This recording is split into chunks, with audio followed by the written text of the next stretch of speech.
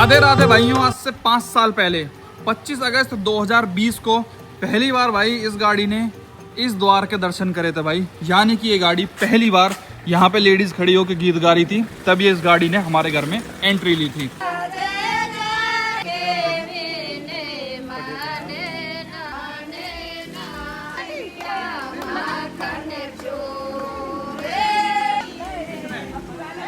कैसी लगी बहन की गाड़ी? बढ़िया।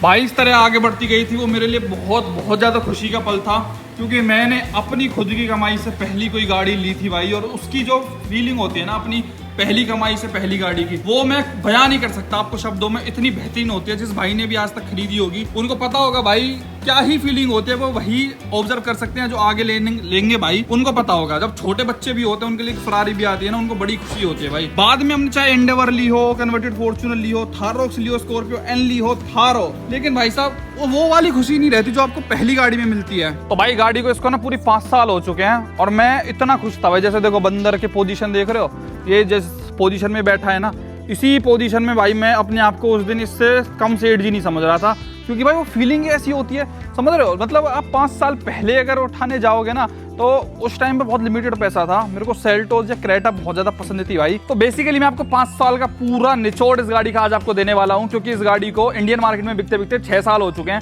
2019 में किया ने एंट्री करी थी भाई अपनी सेल्टोस गाड़ी, इसी गाड़ी के साथ में, और ये 2019 सितंबर में आई थी। यानी कि लगभग 11 महीने बाद मैंने इस गाड़ी को परचेज कर लिया था, अपना बना लिया था। जब ये फर्स्ट डे देखी थी ना मैंने, तो भाई ऑटोमेटिकली इसकी लुक्स, इसके फीचर्स बहुत पसंद आए थे। और रिलायबिलिटी तो वहीं से जुड़ गई थी जब पता चला था कि ये Hyundai का ही सब ब्रांड है। Hyundai पेरेंट कंपनी, तो पार्ट्स शेयरिंग जो भी है पूरा एक तरीके से वही वाला सिस्टम है जो आप आजकल बलेनो, ग्लेंजा, टोयोटा और मारुति में चलता है। चलो किया के बारे में ब्रीफ करने से पहले एज अ कंपनी पहले थोड़ा सा मैं अपने बारे में बता देता हूँ। स्टार्टिंग करी थी भाई मैंने अपने यूट्यूब चैनल की 2019 में मार्च के अंदर। मेरे पास उस टाइम नई बलेनो, तो उससे हमने कंटेंट बनाना स्टार्ट करा। आप सब भाइयों ने बहुत प्यार दिया और उससे हम लोग जुड़ते चले गए। फिर उसके बाद भाई बलेनो ना मतलब बढ़िया थी पेट्रोल के अंदर, लेकिन उसके अंदर माइलेज नहीं थी ना, मेरे को चलाने में मजा आता था, क्योंकि हमने रखी थी मंदे टाइम में रिड्ज 1.3 डीजल, तो भाई उसमें बड़ी दिक्कत होती थी। पिकअप नहीं था। जो बंदा डीजल से आया होगा, स्विफ्ट में भी वही इंजन आता था, डिजायर में भी जिन भाइयों ने चलाया होगा उनको पता होगा। तो मेरे को एक डीजल गाड़ी ही चाहिए थी, और डीजल में भाई इन गाड़ियों से बढ़िया तो कुछ था ही नहीं। तो मेरी रिसर्च चालू हुई। मेरा क्रेटा का भी मन था और सेल्टोस का भी मन था, लेकिन 2020 में लॉकडाउन का टाइम था, तो क्रेटा तो मिलना मुश्किल ही हो रहा था, क्योंकि क्रेटा 2020 में नई आई थी उस टाइम पर। हवा क्रेटा की तो वही वाली आज भी है भाई। तो कहीं ना कहीं बेस मॉडल मेरे को क्रेटा नहीं मिल रही थी। अगर मैं सच बताऊं, अगर मेरे को क्रेटा मिल रही होती बेस मॉडल में, तो मैं क्रेटा ही लेके आता सब लोगों की तरह, क्योंकि कहीं ना कहीं वो एक ज्यादा बेटर आपको क्रेडिबिलिटी देता है, उसकी एस्पिरेशनल वैल्यू थोड़ी सी ज्यादा है, और कहीं ना कहीं रिलायबिलिटी भी आ जाती है। लेकिन फिर हम गए सेल्टोस देखने के लिए ऐसी एक शोरूम में, तो हमें गुड़गांव में एक वहां पे खड़ी मिल गई है। तो भाई मेरे पे कैश पैसे अवेलेबल थे भाई, इतना मैंने अपना यूट्यूब से जोड़ लिया था 1 साल के अंदर। तो ये मेरे को 11,70,000 रुपए की नेट ऑन रोड पड़ी थी उस टाइम पे। हालांकि आज तो अगर आप बेस मॉडल डीजल में लेने जाओगे तो लगभग 14 साढ़े 14 के लगभग पड़ते हैं। ज्यादा पैसा तो नहीं बढ़ा, इन्फ्लेशन तो 5 साल में तो कोई इतना हो ही जाता है। कहाँ 11,70 की थी उस टाइम पे, 11,70 की भी ऐसे पड़ी थी क्योंकि मैंने बाहर से इंश्योरेंस कराया था, उनसे लेता तो वही 12 की पड़ जाती। तो 2-2.5 लाख रुपए वैल्यू बढ़े हैं, लेकिन उसमें इन्होंने फीचर्स भी काफी ज्यादा बढ़ा दिए, जैसे कि अब तो स्टीरियो वगैरह भी देने लग गए। और हाँ, ये और बता दूं, मेरी BS6 है। सेल्टोस जब आई थी ना, तो इसकी सक्सेस का रीजन एक ये भी था कि उस टाइम पे BS6 कॉम्प्लाइंट थे, और जो गाड़ी आ रही थी जैसे क्रेटा हो गई और जो बाकी थी डीजल में, वो सब BS4 ही आ रही थी। क्रेटा मार्च में जाके BS6 आई थी, और सबको पता चल गया था कि 1 अप्रैल के बाद BS4 गाड़ियां, 1 अप्रैल 2020 के बाद BS4 गाड़ियां रजिस्टर नहीं होंगी, तो सब लोग फिर और BS6 लेनी पड़ेगी। तो क्रेटा को कोई नहीं ले रहा था, लोगों ने सेल्टोस के ऊपर जाना सही समझा। सेम मेरा था। लेकिन आज दिक्कत ये है, मेरी गाड़ी में ना है ये BS6 कॉम्प्लाइंट, लेकिन इसके अंदर कहीं भी यूरिया वगैरह नहीं डलता, इसके अंदर सिर्फ और सिर्फ डीजल डलता है। अब जब BS6 फेज 2 आया, तो भाई जो 1500 सीसी की गाड़ियां थी डीजल, उनके अंदर भी सरकार ने मैंडेटरी कर दिया कि इसके अंदर भी यूरिया डलेगा। तो इसमें आज वाली में वो वाली फटीक भी है। इवन 1500 सीसी की गाड़ी है डीजल में, उसके अंदर भी डलता। पहले 1500 सीसी वाली गाड़ियों में DF नहीं डलता था, लेकिन आज तो फेज 1 की गाड़ी, उससे ज्यादा मैटर नहीं करता। बैन होगी BS6 कभी 5-10 साल में तो तब होगी। अब इस गाड़ी के मोटे मोटे अगर आप दिल्ली NCR में बात करो, अगर आप ये अभी स्टे ऑर्डर जो लग रखा है उसको हटा दो एक बारी, तो इस गाड़ी की 5 साल और लाइफ बची है। और भाई मैं इस गाड़ी से इतना कनेक्टेड हूँ ना कि मैं इसको इमेजिन भी नहीं कर सकता कि 5 साल बाद मैं इसको बेचूं। तो सरकार का ये रूल तो अजीब सा ही लगता है भाई। और गाड़ी भी मात्र अपनी देखो 93,245 किलोमीटर ही चली है भाई, मतलब 5 साल में हमने इतनी ही गाड़ी चलाई है। क्योंकि भाई उसका एक रीज़न है, क्योंकि मैंने बीच में ना भाई इतनी गाड़ियाँ रखी हैं। मैंने इसके बाद भाई थार ली थी, उसके बाद मैंने स्कॉर्पियो एन ली थी, उसके बाद भाई मैंने फोर्ड एंडेवर ली थी, उसके बाद मैंने थार रॉक्स ली थी, उसके बाद कन्वर्टेड फॉर्च्यूनर ली थी। लेकिन ना सब गाड़ी ले ली, आधी क्या वो सारी बेच दी। फिलहाल तो बस एंडेवर और मेरे पास सेल्टोस ही बची हुई है। ये गाड़ी ना आज भी मेरी सारी गाड़ियों में से फेवरेट गाड़ी है। मतलब आंख मीच के कहीं भी इसको लेके चलना हो ना, चाहे माइलेज में, परफॉर्मेंस में, कंफर्ट में, हर चीज़ में मेरे को गाड़ी सबसे ज़्यादा कॉन्फिडेंस देती है। ये बेस मॉडल मैंने लिया था भाई उस टाइम पे। आप सोचो कि बेस मॉडल क्यों लिया था, आज मैंने पूरी कन्वर्ट करा रखी है। चाहे आप इंटीरियर से बात करते हो, इसके अंदर जो 10 इंच का पहले स्टीरियो आया करता था ना, वो वाला आता है। हालांकि आज तो ये भी बदल दिया है भाई, जो फेस लिफ्ट वगैरह उसके अंदर आए हैं, पूरा डैशबोर्ड चेंज कर दिया है। आप सामने से बात करते हो इसकी हेडलाइट्स वगैरह की, तो वो भी यहाँ पे पूरी चेंज है। अलॉय व्हील्स भी इसकी पूरे चेंज हैं। इसके अंदर पीपीएफ, वाइड पीपीएफ, मतलब कहीं से भी ना गाड़ी ऐसा लगती नहीं कि बेस मॉडल है। हालांकि आज मुझसे कोई कहे कि अरुण बेस मॉडल लेनी है सेल्टोस, तो मैं उसको ज्यादा रिकमेंड करूंगा नहीं। तो आप सोचोगे कि भाई फिर तुमने क्यों ली। देखो मेरी उस टाइम पे मैंने बताया ना भाई, मैंने पैसे अपने एक जोड़े थे कि भाई मेरे को एक गाड़ी खुद के सेल्फ फंड तरीके से लेनी है। तो एक्चुअली मैंने, हमारे पास पहले बलिनो थी, उसमें पापा ने हेल्प करी थी गाड़ी लेने में।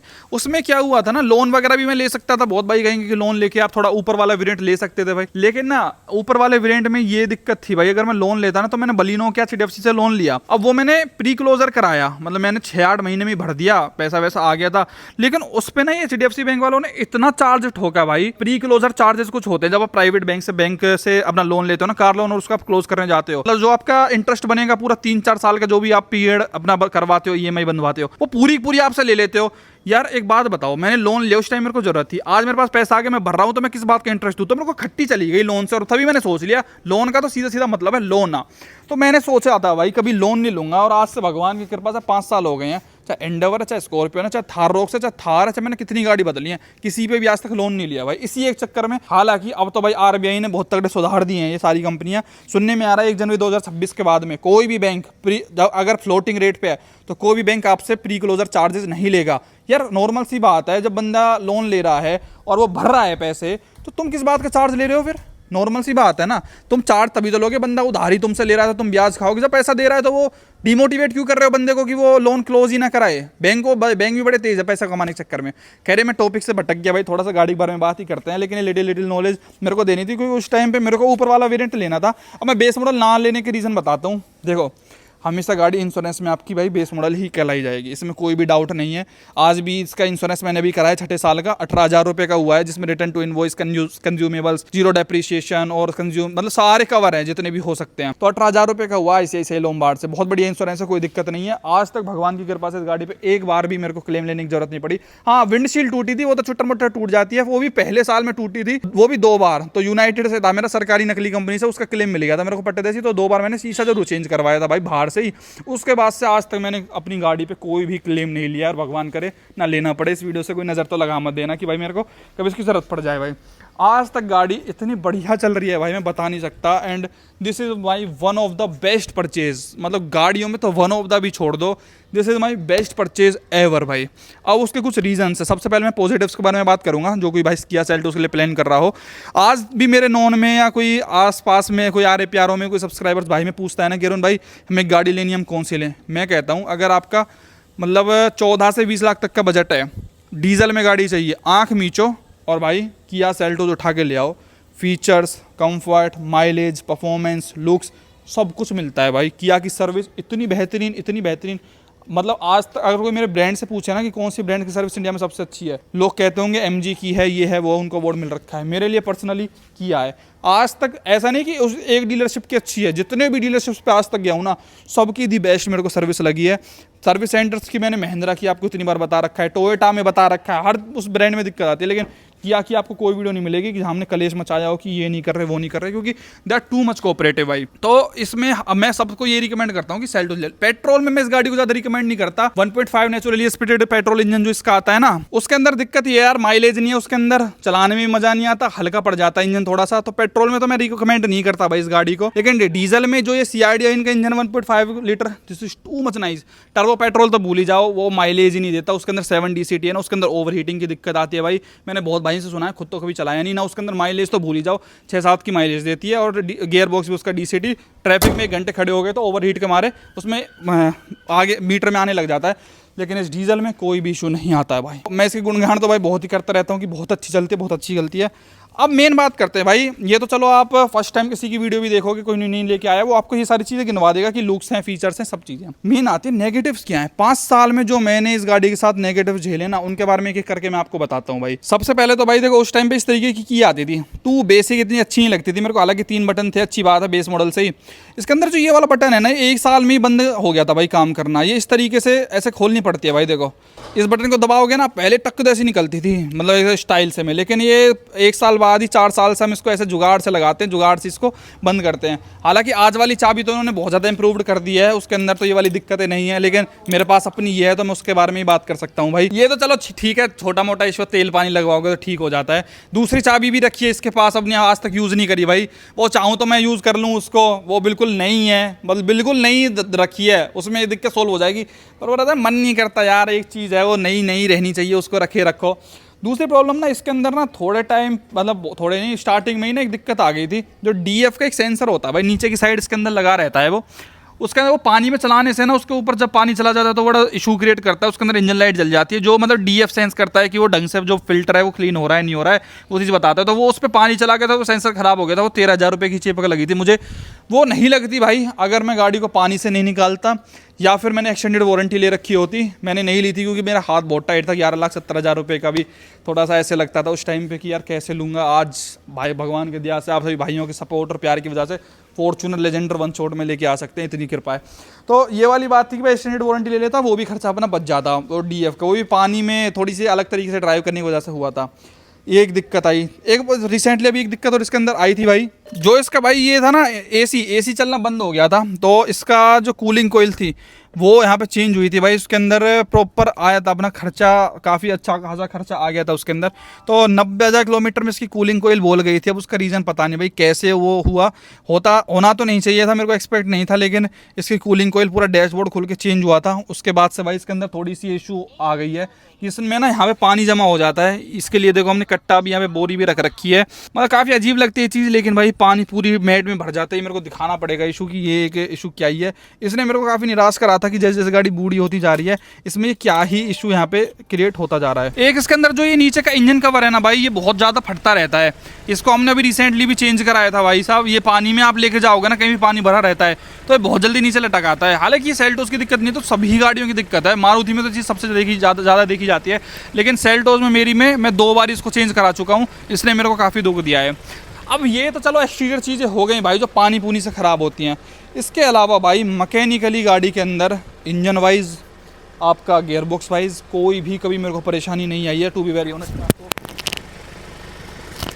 बताऊं, गाड़ी ने कभी मेरे को ऐसे धोखा नहीं दिया कि भैया इसने मेरे को रोड पे खड़ा करवा दिया हो। कभी इंजन की वजह से, कभी गियर बॉक्स की वजह से। इतनी प्यारी चलती है भाई रोड के ऊपर, इतनी मक्खन चलती है बस पूछो मत। रही बात भाई माइलेज की, तो इसमें थोड़ा सा आप इन्फो में जाओगे तो देखो 8-8.5 में 13.6 की इसने ओवरऑल माइलेज दिया भाई। क्योंकि मेरी ड्राइविंग थोड़ी सी लिटिल रैश है, तो मतलब इस गाड़ी में मैं वो नहीं सोचता कि ओ भाई मेरे को तो थोड़ा सी प्यार से चलाने कुछ है।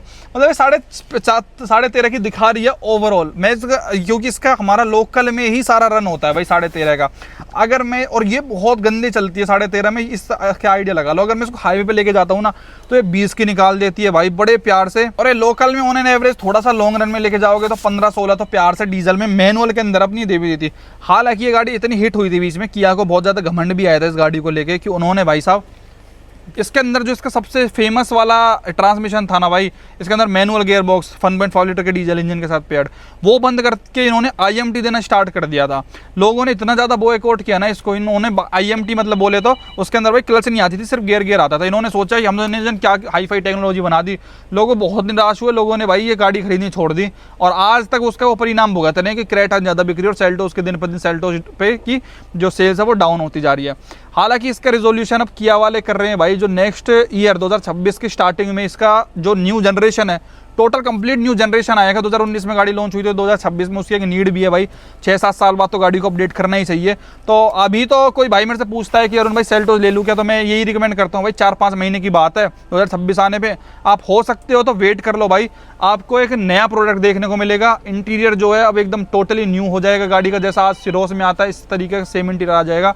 और ये हमारी फैमिली में भाई हम सबकी फेवरेट गाड़ी है, क्योंकि डीजल के अंदर इसके माइलेज कंफर्ट कुछ नहीं है। बात रही सेफ्टी की, लोग कहते हैं भाई 3 स्टार है, ये है वो है, भाई रोज रोज ठुकना थोड़ी है आपको। मेरी बात सुन। हाँ, और भाई लोकल मार्केट में ये एक अफवाह और रहती है इन दोनों गाड़ियों के बीच में, क्रेटा सेल्टोस बारे में क्या रहती है भाई? भाई ये रहती है कि आज एक क्रेटा आई थी दुकान पे, तो वो ये बोल रहा था, जो हम मेरे साथ बैठा था, कि जो सेल्टोस है वो जल्दी टूट जाएगी और क्रेटा इतनी जल्दी ना टूटेगी। क्रेटा थोड़ी हैवी बना रहे हैं और सेल्टोस फिर भी हल्की है।